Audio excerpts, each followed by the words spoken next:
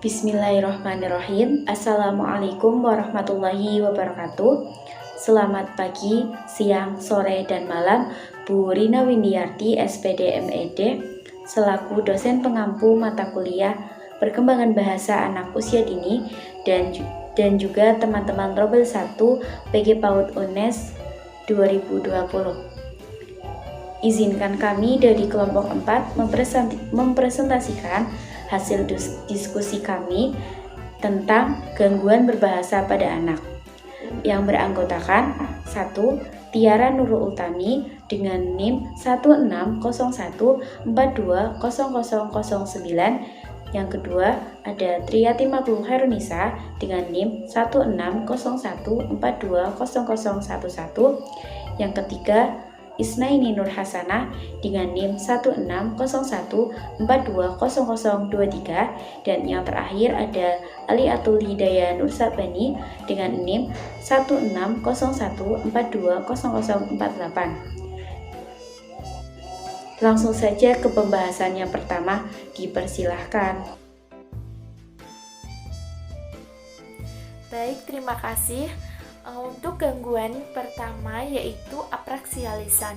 Gangguan bicara apraksia pada anak merupakan gangguan syaraf di otak yang membuat anak kesulitan untuk mengkoordinasikan otot yang digunakan pada saat bicara.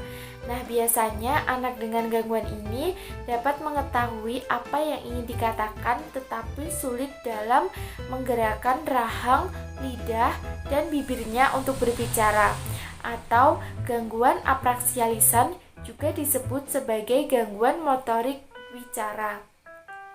Nah, penyebab dari gangguan apraksia lisan pada anak masih dikaji lebih lanjut karena hanya terdapat beberapa kasus yang disebabkan oleh hambatan suplai oksigen ke otak bayi saat persalinan. Salah satu cara pencegahan apraksia lisan yang dapat dilakukan dengan terapi okupasi. Terapi ini dapat mengajarkan anak cara untuk menggerakkan tubuh dan otot wajah serta berbagai teknik komunikasi seperti A. Mengulang kata atau frasa berkali-kali, B. Mengucapkan kata-kata tertentu dan belajar berpindah dari satu kata ke kata lainnya, C. Belajar untuk mengamati dengan seksama bagaimana mulut terapis bergerak ketika mengucapkan kata atau frasa.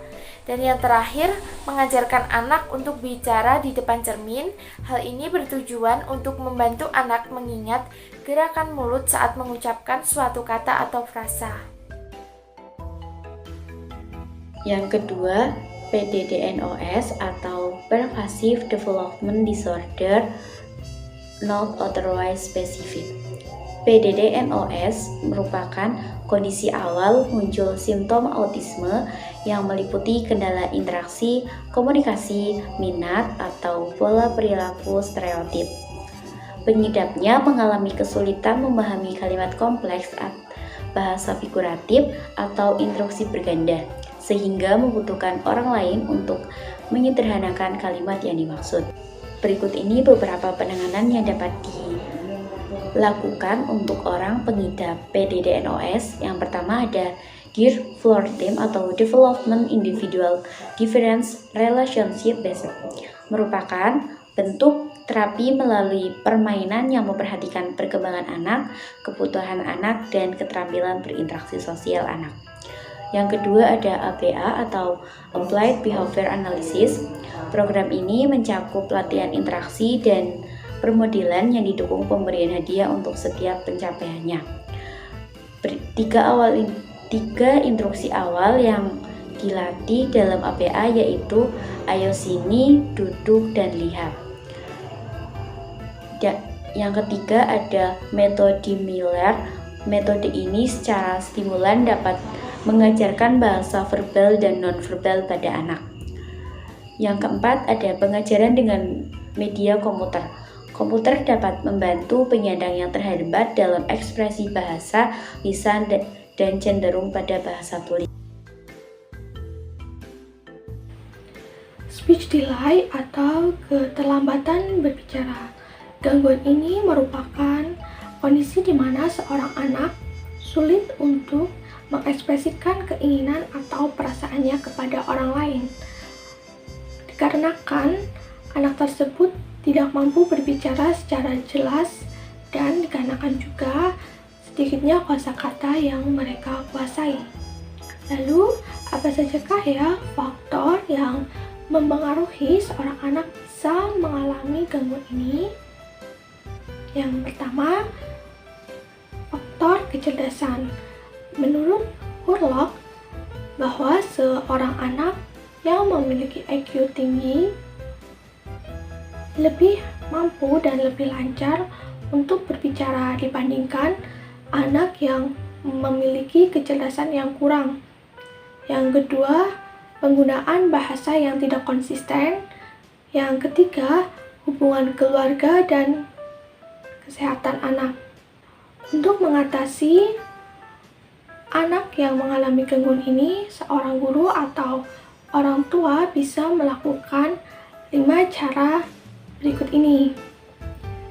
Yang pertama, mengajak anak untuk berbicara secara benar, pelan, dan berulang-ulang. Yang kedua, saat berbicara dengan anak, orang tua atau guru harus memperhatikan tata bahasa yang mereka gunakan. Yang ketiga, selalu melibatkan anak untuk berbicara di setiap keadaan, dan orang tua atau guru membantu memperbaiki pengucapan anak yang masih keliru. Yang keempat, menggunakan teknologi untuk membantu anak dalam menambah kosakata baru. Teknologi yang dapat digunakan seperti komputer, buku audio, dan televisi pendidikan.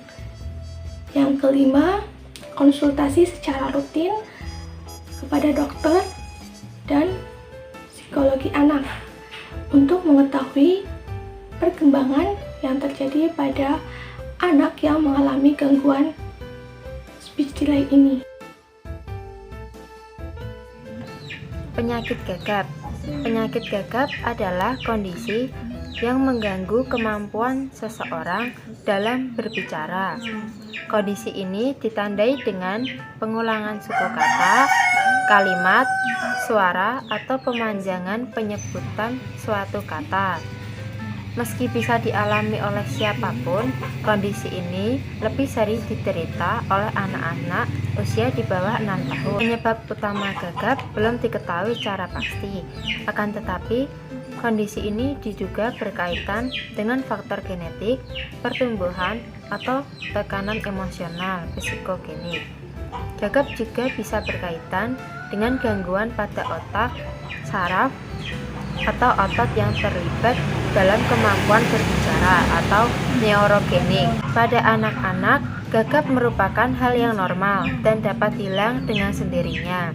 Namun, pada beberapa kasus, gagap bisa berlangsung hingga dewasa dengan gejala yang makin memburuk.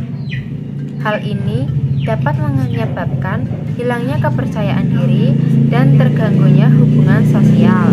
Berikut adalah beberapa terapi yang bisa dilakukan untuk mengatasi gagap. Yang pertama, terapi wicara. Terapi ini bertujuan untuk mengurangi gangguan dalam berbicara dan meningkatkan kepercayaan diri pasien. 2. Penggunaan peralatan elektronik. Penggunaan peralatan elektronik, pasien dapat menggunakan peralatan khusus yang dapat membantu meningkatkan kefasihan berbicara. Salah satu alat yang sering digunakan untuk mengendalikan gejala gagap adalah DAF atau Delayed Auditory Feedback. 4. Terapi perilaku kognitif.